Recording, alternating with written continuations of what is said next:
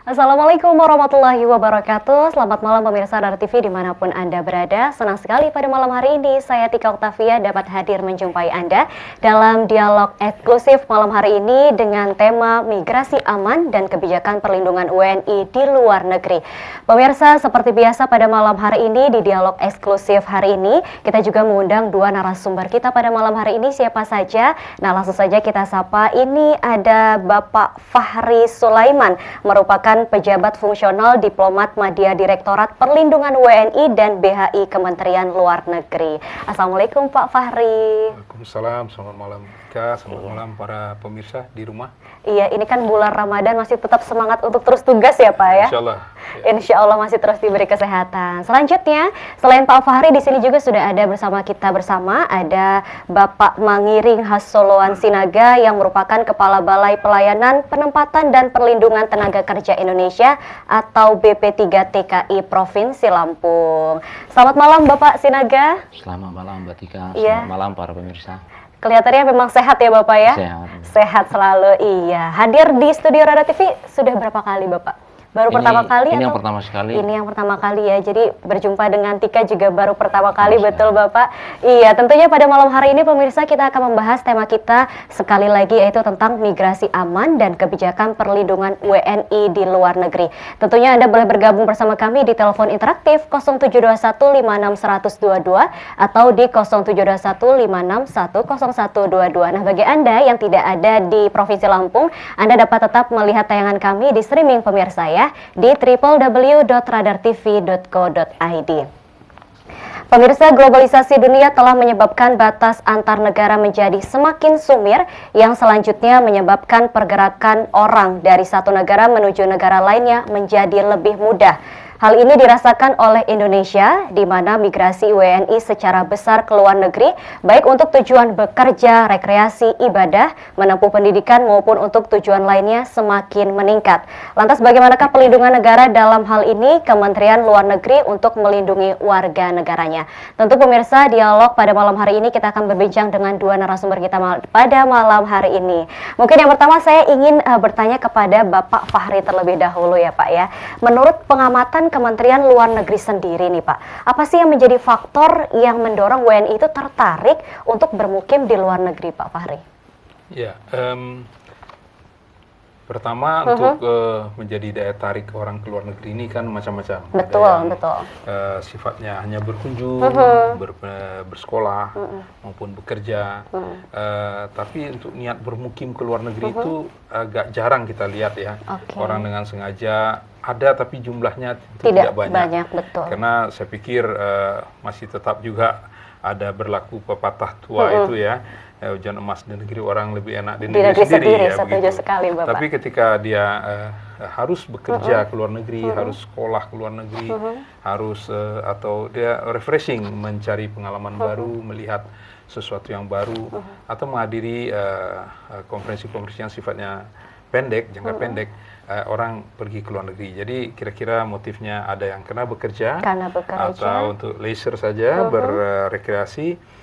Sangat sedikit jumlah yang bermigrasi sampai karena tidak nyaman di Indonesia dia pindah itu sangat jarang. Karena pengalaman kami di perwakilan waktu bertugas di kedutaan besar itu jarang sekali kita menerima permohonan untuk dia pindah total begitu. Itu kan akan ketahuan dari lapor dirinya, sangat jarang. Tapi biasanya dia akan pindah setelah sekian lama bermukim di situ baru dia putuskan menetap. Tapi untuk sampai lepas kewarganegaraan jumlahnya pun walaupun ada, tetap saya pikir dibanding yang kembali jumlah yang tetap kembali ke Indonesia jauh lebih tinggi lagi. Baik, seperti itu ya Pak ya. Jadi memang karena ada motif, jadi tidak ada niat dari awal untuk pindah bermukim, tapi karena ada motif-motif tertentu. Iya, apabila memang bekerja di luar negeri, mendapatkan jodoh di luar negeri, dan memang mungkin harus tinggal di luar negeri, seperti itu mungkin mendapat Pak ya. Jodoh mungkin di mana saja, tapi dia bermukim di luar negeri. Iya, ya, seperti itu. Asing, gitu. Iya, walaupun sedikit pasti ada jumlahnya nih ya Pak ya, memang WNI yang bermukim di luar negeri. Sebenarnya sampai berapa persen atau mungkin ada jumlah totalnya? Jadi mengenai jumlah ini memang satu problem juga.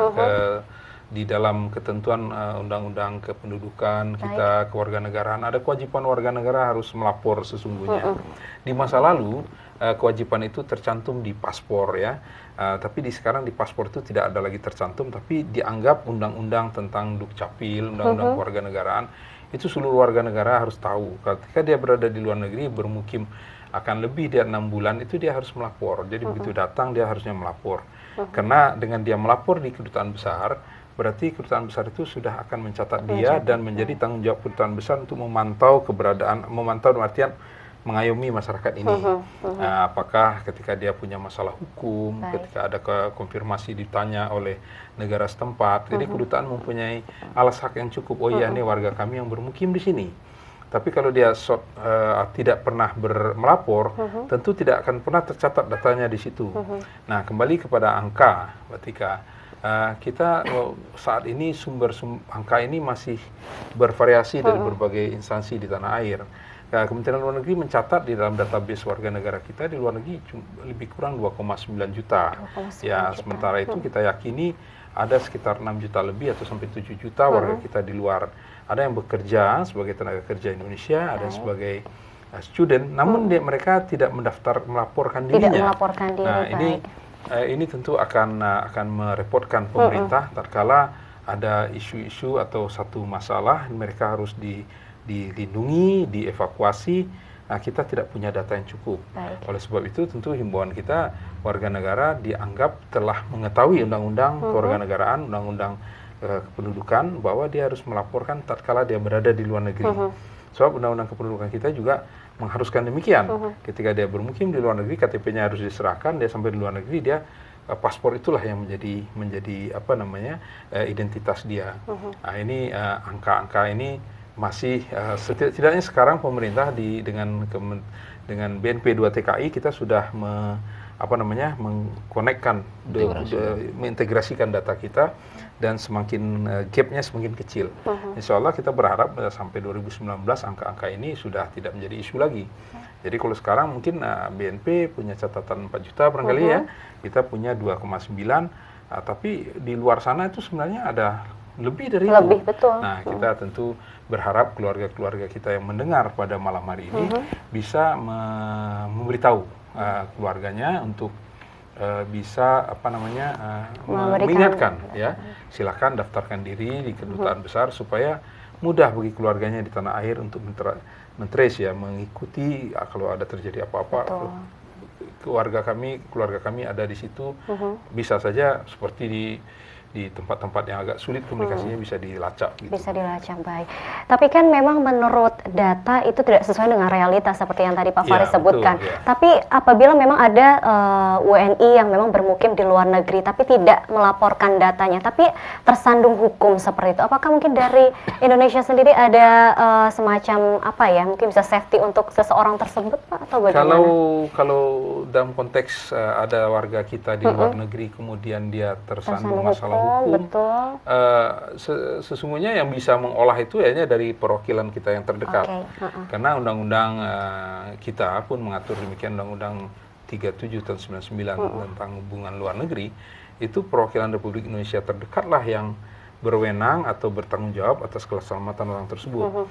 Jadi tentu dalam konteks dia tidak pernah melaporkan, tentu akan ada kesulitan ya untuk menelusuri. Namun kalau tersandung hukum konteksnya, itu otomatis negara penerima, negara tempat dia bermukim, akan memberikan notifikasi kekonsuleran kepada perwakilan Republik Indonesia terdekat. Jadi dari situ kita bisa tahu. Jadi langkah baiknya ketika si warga negara ini punya masalah, dia langsung menghubungi kedutaan. Itu jauh lebih baik. Kita ya harapkan begitu, ada kesadaran yang sama. Oke, saya ada kedutaan saya di sini, saya akan hubungi kedutaan saya untuk memberikan bantuan kekonsuleran dan seterusnya. Begitu kira-kira gambarannya.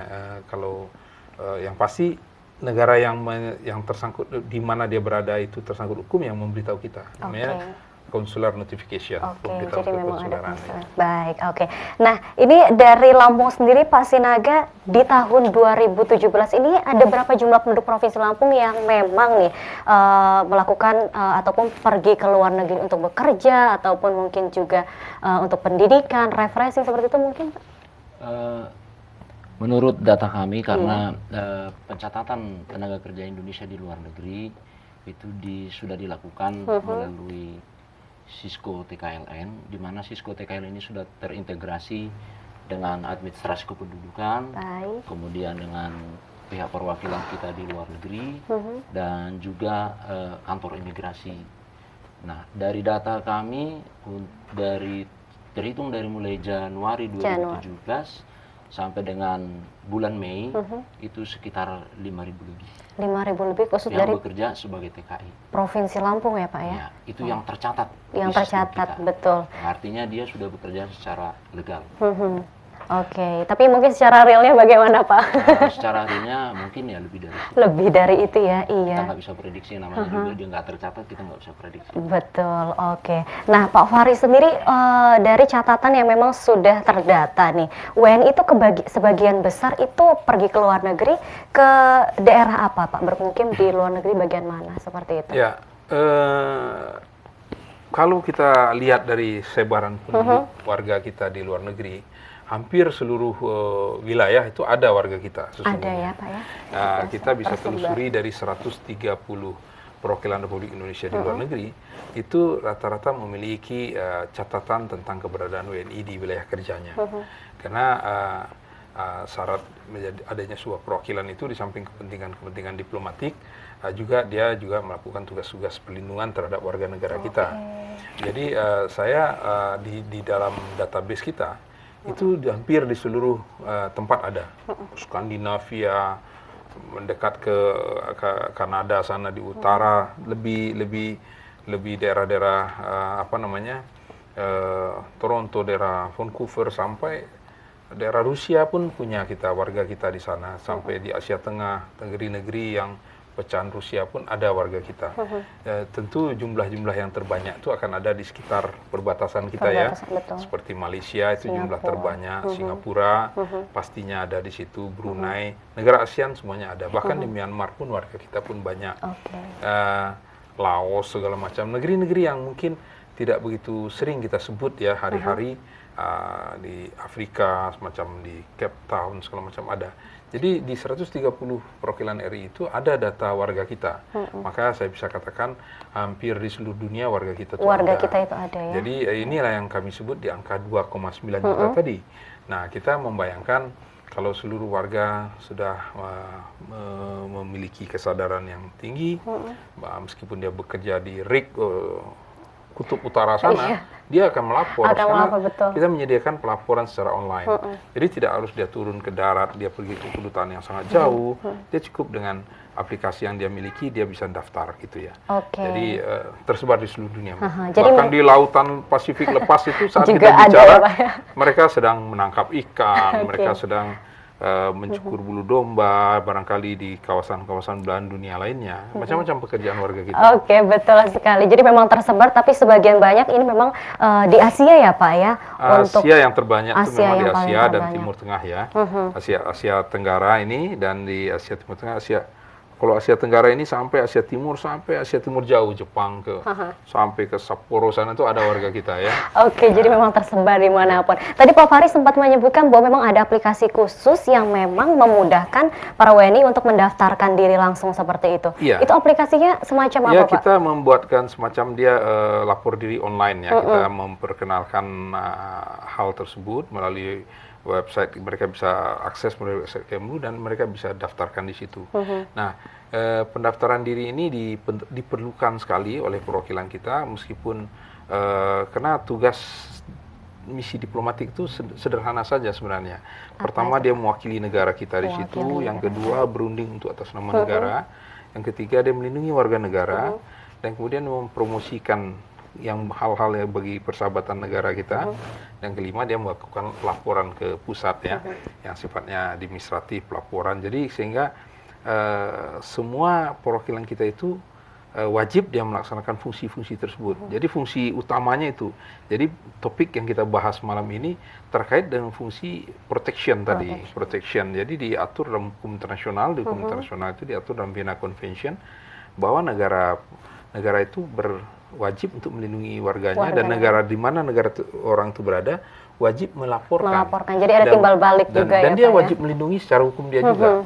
Nah, tentu kita akan menghimbau warga kita apabila suatu negara itu sistem hukumnya rusak atau chaos, ya, kita akan mengimbau warga kita. Di Undang-Undang 37 pun diatur dalam hal bahaya nyata yang mengancam, kepala perwakilan harus menghimpun warga negara di suatu tempat yang aman dan kemudian mengevakuasi.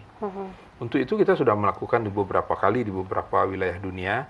Teman-teman kami sudah melakukan di Yaman, seperti di Nepal waktu waktu gempa tempo hari, kita pun kirim tim kita ke sana. Bahkan di Syria yang sedang perang pun kita mengirimkan tim kita untuk menyelamatkan warga kita yang terkepung di situ. Bahkan ada kalanya warga kita tidak menyadari daerah tersebut sudah terkepung.